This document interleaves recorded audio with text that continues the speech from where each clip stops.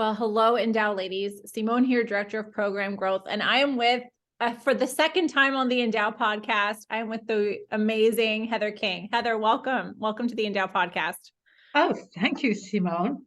Oh, Great to be here. I'm so happy you're here. And it's really funny, Heather, because the first time that I interviewed you on the Endow podcast was on Saint Therese, which we had no idea at that time that you would become the author of the Endow study guide on Saint Therese.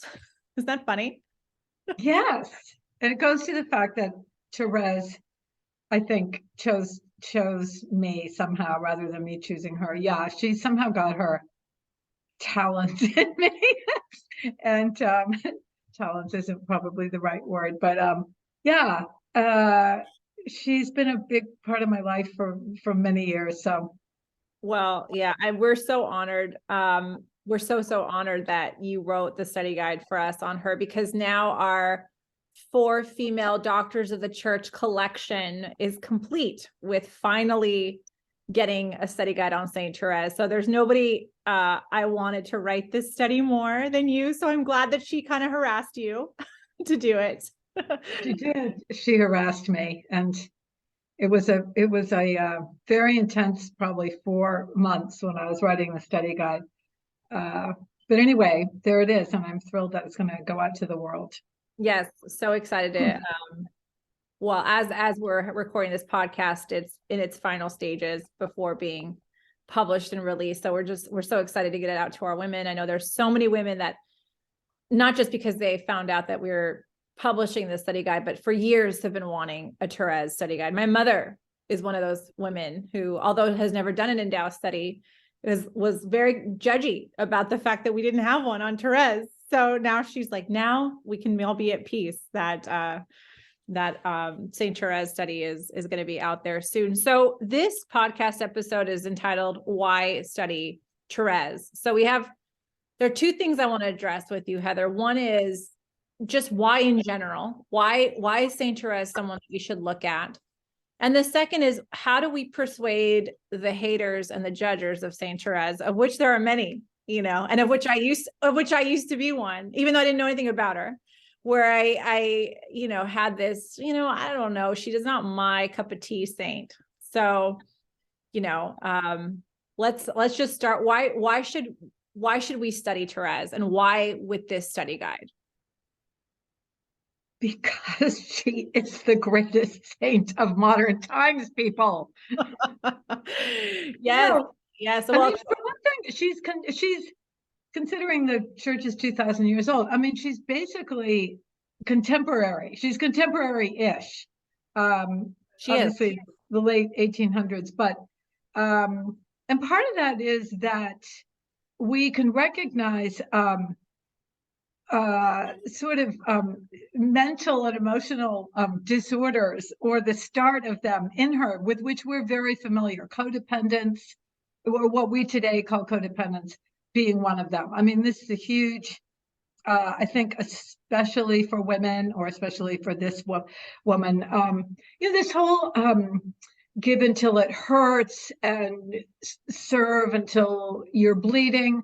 Okay, but what is the motive of that? I mean, if our motive has to be love and not wanting something, I mean, Christ-like love and not wanting something in return. And there's all kinds of permutations on that. But I think that's one reason. She was, today they'd probably medicate her, if not over-medicate her. I mean, she had a really strange neurotic illness when she was kind of a pre-adolescent, cured by the smile of the Virgin Mary.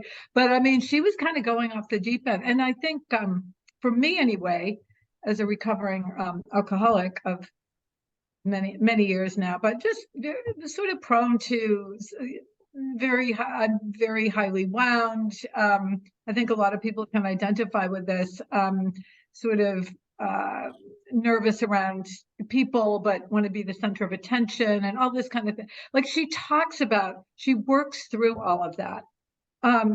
She is the patron saint of the missions. I mean, we're always in the church going on and on about evangelizing And I just think her life and her thought have so much to tell us about true evangelization, of spreading the gospel to the ends of the earth, which she did from, as we know, this totally obscure cloistered convent, way before the advent of, say, social media. Isn't that fascinating? That somehow she was able to become the patron saint of the missions worldwide. And then the last thing I'll say, and there's just so many things about her that I think are compelling, not least of all her story. There's just kind of this beautiful young girl, and she dies very young at 24, and she has the horrible TB, the consumption. I mean, it's like a Camille kind of a thing. Dies without pain medication. But one of the things I was thinking of just before we started talking was this, she was just bring it on. She said, I want to be a martyr, an apostle, a soldier, a priest. I want to be boiled in oil. I want to be drawn and quartered. I want to be flayed. I mean, I think most of us, or can only speak for myself, I'm always kind of weeping and having these moments before the Blessed Sacrament, and I just want to give all of myself to you, which is beautiful, but it's like, right, we draw the line, but it's like, well, not that, like, I'm not, and she let her passion and her fierceness and her absolute confidence and boldness in Christ's love and this kind of really radical giving of herself, I think is tremendously appealing. And finally, she didn't just talk about it, she lived it. She suffered very, very deeply on every level, spiritual aridity, physical, huge, died of gangrened intestines. So I think this too is what evangelizes. Anybody, we can all talk a good talk or write a book that's full of wonderful theory, but I think what attracts people and what is a mystery and points to something greater than us is suffering deeply and not giving into despair. Yeah, wow. There's so much that you said there. Yeah.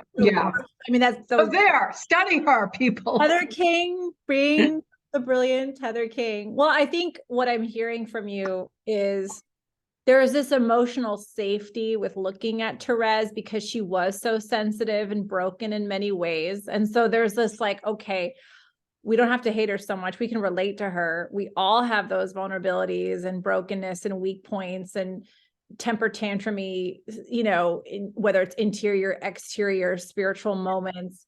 And at the same time, within the same person is this like massive desire and embodiment to be great for God and to love, and to her desire to be loved. And then her actual, like you said, put her money where her mouth is in terms of like loving purely without kind of our typically like mixed motives and codependency and whatnot. So I think there's like this like there's this greatness in her, but then there is a safety for the rest of us who may not be so great yet to approach her in that she'd struggled with very real, very human experiences that I think you're right, would have been diagnosed, would have been medicated, would you agree with that? Probably today. Yeah. So it's kind of great that she was instead born in the 1800s and went through her spiritual struggles. But I will say her she was never a bratty, temper tantrumy. She was hypersensitive and right. very, very prone to we kind of put in a box of, oh, you're being kind of like a spoiled difficult, but but it was because if she committed a sin, she would weep and over apologize and make it even worse than but she wasn't sort of I have to have my way. She wasn't spoiled. And after she had her iconic Christmas Eve conversion when she was, I believe, 13 years old, on Christmas Eve, she is kind of on the instant. She said the third part of my life began. I mean, literally, she was halfway up the stairs at our family home. It's so her life is also very cinematic, or she knew to kind of write it that way. But after that, she attained this deep spiritual maturity. And so she was not difficult after that. Yeah. I think what I love about that Christmas grace is that it really does show that no matter our spiritual highs and lows or our perceptions of our highs and lows, like it is grace that begets the spiritual maturity in her, right? Oh, totally. Yeah. And she was very, very clear on that. She never achieved anything on her own. I mean, that's one of the other radical simply because it's right there in the Gospels. And I think we all tend to, it's like, I am the vine, you are the branches. Without me, you can do nothing. And yeah. She really got that, this total dependence upon Christ. Why is she the patron saint of, or the greatest saint of modern times, according to Pius XI? Well, I think it's interesting that she appeals to such a wide group of people, because she appeals to atheists, she appeals to punk rockers, she appeals to people who are never going to step foot in a Catholic church, but also to really deeply intellectual Catholic thinkers. I think because she penetrated to the heart of the Gospels. She just cut through all the theory straight to, she talked about how I'm going to be like a little ball. I'm going to be Christ's little ball that he can just pierce, in italics, and kick into the corner, for example. And you read it and you're kind of like, what is she thinking? But when you read more deeply, you see how unbelievably focused she is on Christ himself. And isn't that the heart of the gospel? And then her great, she longed to find a focus for her kind of mission, like we do. What's my vocation? What is my okay, I want to do this and this, and but where's I want to have one thing, right? Mm-hmm. And we struggle. I mean, everybody struggles with this. I think I certainly do. And she searched and searched, and she really only had the Gospels and maybe the Imitation of Christ to read. And she finally figures it out one day. My vocation, I'm not, because the members of the mystical body, I'm not the head, I get it. My vocation is love. And again, isn't that Christ's vocation? Right. Christ's vocation was love. He was, he incorporated he wasn't a statesman, but in one sense he wasn't a soldier, but he incorporates kind of every vocation, but his vocation was love. He didn't have a sort of, okay, I'm going to have an organized program and this is what we're going to do. He went about the countryside healing people and casting out demons. And the very people he would heal them, he'd say, don't tell anyone. They'd immediately go tell everybody. Right. I mean, so funny. It's just like it is for us. And I was actually thinking this morning, well, it must have been nice though for Jesus, because he could see that he healed people and that people listened to him in the temple and that demons were driven out. And then it was like, right, except then they turned around and killed him, and so I'm kind of going off a little bit on a tangent, but not really, because it does go to our vocation. I mean, vocation just means you are faithful to the call. It doesn't mean, if you start thinking, how can I be most effective? How can I be most helpful? How can I help the maximum number of people? That's not the question. The question is, what is God's will for me? And now. And please give me the power to carry that out. And for her, that translated into helping the crotchety, impossible to please old nun to the dining hall every night. Therese held her too tightly. She yelled at her, "Oh, you're squeezing me to death." If she didn't hold her tightly enough, "Oh, I'm going to fall." And Therese treated her like Christ. I mean, it's so, I think we want, oh, it's like, yeah, okay, but that's not very glittery. Like, that's not very glamorous. And that is how she penetrated to the heart of Christ's message. Like, that is the way, the truth, and the life. And I just think it's, you have to sort of laugh when you, when you, it's like, really? That's it. And I think that is why people like Pope Pius the Sixth, was it? Pius I was VII, I believe. Yeah. Pius VII. Okay.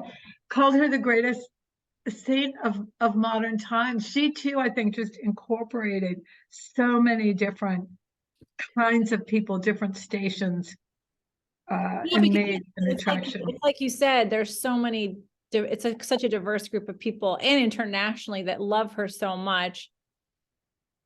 And I have to believe that, I mean, what you're saying to me reminded me of the scriptures. Don't let your right hand know what your left hand is doing. We want so much ways to measure our effectiveness or to measure our value. And she really wasn't focused on that. She really was just, let me just love, whether it's big or small, let me just love here and now. And I love what you said about my vocation, when you know what she said, but referring to what she said about my vocation is to love, because that's another way in which we try to objectify the mystery of our beings. We want to know, what's that one thing that I unrepeatably make a contribution to? And we may have that one thing. I mean, you do, right? You're a writer, Heather. That's like your one thing, but it's not all that you are. And I think we all really want to grasp at that thing. And Thérèse is kind of telling us, you know, she kind of got that grace, and hopefully we all get that grace. I'm certainly not there yet, of like, you know what, I got to let that go, whatever the thing is that I'm trying to define myself by, and just know that the personal vocation is, like Thérèse, just answering the dynamic calls to love day by day as it comes. Don't let your right hand know what your left hand is doing, and just don't think about it too much. Don't think about yourself too much, and stay focused on Christ and responding to him, whether it's glittery or not. Exactly. And she didn't agonize for someone who, on the one hand, she burns to be a saint and a martyr and all of it. And she never talks about her own sort of sanctity or holiness. She doesn't. She says, if you're willing to bear serenely with the trial of being displeasing to yourself, you will be a pleasant place of shelter for Jesus. Oh my In other words, that's just that is just golden. That's perfect. Yeah. That's perfect. Yeah. So she didn't agonize about it. She laughs and says, I didn't believe in hard penances. I mean, the life in the cloister was hard enough. It was freezing cold, for starters. The food was horrible. But she didn't, again, after her Christmas conversion, you never hear her saying, oh, I feel so bad because I was mean to da-da-da, or I wonder if I'm being, gosh, it doesn't seem like I'm being very useful here in the convent. I wonder if I could write a pamphlet. I mean, she never talked about where she was anything like that, of the type of things that I think we tend to, again, I should keep. Well, and in modernity, I mean, you know, we're all our social media, we're all of our brand content managers of, you know, it's right. And she would have, it's just impossible to imagine her remotely. I mean, if she were on social media, I can only imagine her putting up quotes from the Gospels, period. I mean, she could. Or imitation of Christ. But, you know, Yeah. the other part of the whole greatest saint of modern times is that we have reached such incredible heights when it comes to self-determination, science, all these kind of things. And yet we have become so miserable and unhappy and unfree and self-conscious, just all the things that destroy interior freedom. So I think and that Christ came to set us free from. Yes. Specifically, I came to set the captives free, to unbind you from your chain. I mean, that's what he says when he begins his ministry. Yes, yes. And she's just like, I'm just this little daughter, little child, and I can't really do anything on my own. So God, you're going to have to take care of it. And I'm not going to worry about it. I'm just going to respond. And I'm not even going to worry about the fact that oftentimes existentially, like you said, I love that quotation, I feel displeasing to God. To myself. To myself. Yeah. And I'm not going to think about that too much either. So. Right. But at the same time, she is minute by minute disciplining herself. She's not doing it in a showy, look at how perfect I am way. And her fellow sisters said, oh, Thérèse was totally by the book, totally appropriate, but they didn't, she never tried to distinguish herself. But at the same time, she is not just kind of sitting back and like, oh, I'm just a little nothing, like God will. No. She's constantly watching how she reacts to people. She trying to discipline herself so as not to return violence for violence in a way, or to yeah. Well, and I think be passive aggressive. Yeah, well, I think what you're saying is, and it's funny because we're recording this on the feast of St. Francis de Sales. I think it was Francis de Sales that said, be upset about your failings, but don't be upset that you're upset.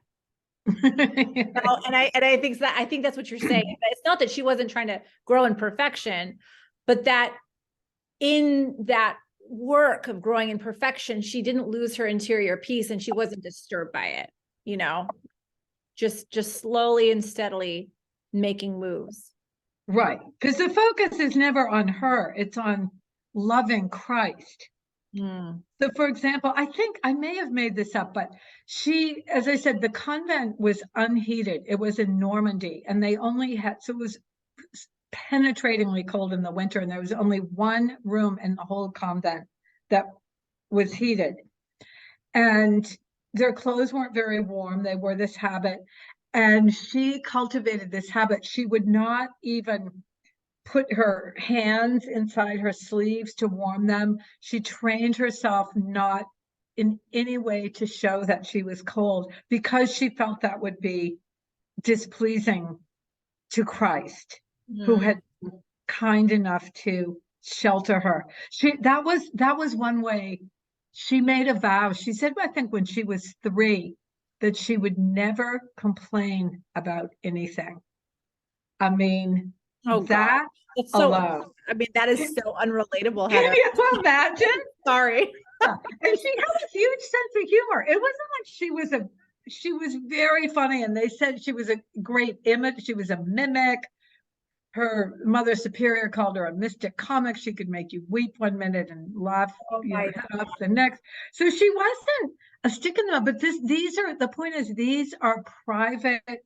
These are the ways that she would discipline herself. And how would that translate into our life on, say, social media, where in this culture where I was going to say even Catholic culture, I think maybe especially, where supposedly the mark of how much we care and how righteous we are is that we insult people, like openly insult people, smear people, snitch on people, find dirt on people. These are profoundly anti-Christian things, for which I think anybody who does that should go to confession. And we have a whole culture where that's encouraged. She never would have taken part in anything like that. Like, you don't show your love for Christ by smearing the vicar of Christ, for example, or you follow Mother Church. It's like, if you remember the church, you might not like what's agree with everything, but total obedience. And you keep your opinions to yourself and try to live it out. I'm not saying I do this all the time myself, I mean, but I hear what you're saying. I gave a talk last fall where I thought I might get tomatoes thrown at me when I said, it's not that, you know, our bishops are perfect. no. But is it, before we go criticizing all the things, let's remember a couple things. One, we're not infallible measuring rods, as Pope Benedict once pointed out. And two, is it my vocation to make ecclesial critiques? Because if it's not my vocation, then maybe I should keep my mouth shut. Right. We're not all Saint Catherine of Siena after all, you know, but you know, she's the saint that gets kind of thrown out all the time for like, well, see, she corrected the Holy Father, or see, she corrected the clerics, but that was also her vocation. It's certainly not mine. But Yeah. I hear you. Exactly. Yeah. Dan Allender, who is a Christian therapist type, he says something so beautiful once. I love to hear him speak. And he said, you know, any cultures in the church, any subcultures in the church, and you know, he's in the Protestant world, so he's talking about, you know, all the church, that any subcultures that are cultures of contempt, Jesus will bring that down.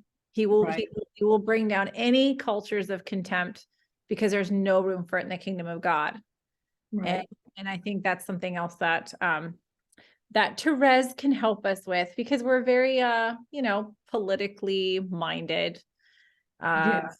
Whether we're talking about politics per se or politics in the church, we can't seem to untangle our categories in our minds. Yeah. Be more kingdom minded. Right. But for the follower of Christ, as Therese shows us, that is all really irrelevant. It's how am I, what's going to happen to me when the sheep are separated from the goats? How am I doing to the least? Am I visiting in some way the prisoner? Am I giving a drink of water? I mean, those are the real questions. And also the other thing is, if we're so appalled by, which, let's face it, there's plenty, because it's a human church built on us broken humans. Why is our vocation not to pray for priests? That was Therese's when she did her pilgrimage to Rome to beg the sitting Pope Leo, whoever it was, to allow her to enter the convent at 15. There were a lot of priests with her and her with Therese and her father and her sister Celine, and she says very diplomatically, I saw then that priests need a lot of help. I love that about her. She's like, oh, they're kind of a mess. We need to pray. They were all kind of worldly. Everyone was reading novels and drinking, just like today. And but she said, and I determined from that point on to pray for them unceasingly. And in fact, that was one of the major reasons that she entered the convent, was to pray for priests. So that's another. And we do that in Endow. Every study guide comes with a priest prayer card.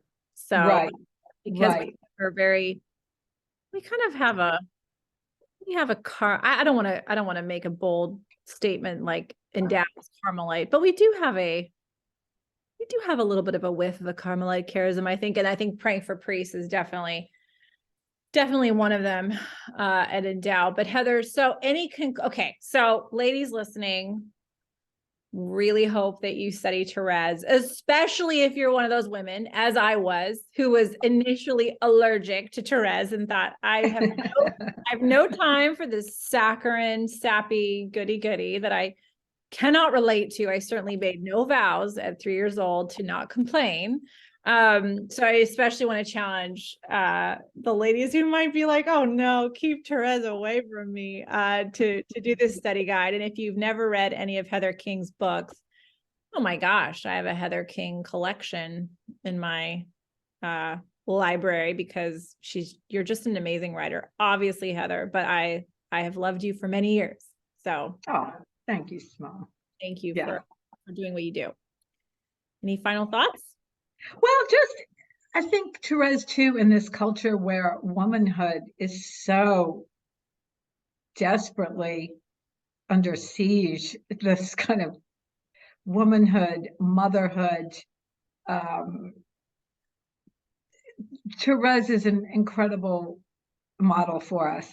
And in a culture, again, where it's kind of shoved down our throats, this is what it is to be transgressive and radical and fierce. And anytime you see that, it's like a woman trying to be like a man. Yeah. In some way, it's like, really?